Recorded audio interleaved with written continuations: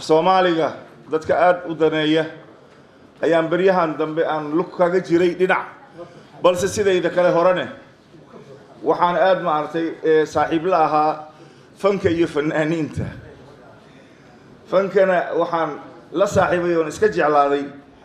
xilligii qays ee gabadhii uu jeclaa Leila goormaad jeclaatay la yiri ee uu ku jawaabay ahbabtuha wa hiya saghiratun أنا ابن 7 ما بلغت 8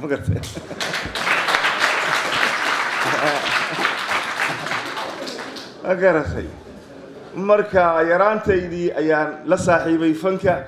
إلى يومنا هذا نصاحب الله وزير كي قبيله مركو من مركا قار حكومة أو عمره أنا ما فدين كره قولها شعبك وإنا نعمرها مقر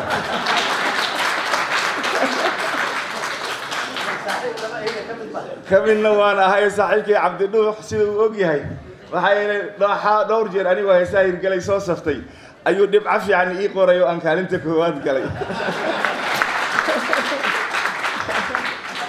marka runtii waan ku faraxsanahay waxa aan wax ku qoray aniga waxay qoraaladayda ay noqonayeen markii la ii ogolaaday xataa la igu tixgeliyay Suudaan ano linguistics ah inta naxwaha iyo kaliya iyo waxa ku saabsan balaaqada la isoo ogol yahay aniga ninka kaliya loo ogolaaday baan ahaa inaan literature oo comparative literature inaan qaato adab al-muqarana isbarbardhigga suugaanta Carbeed iyo tan Soomaaliyeed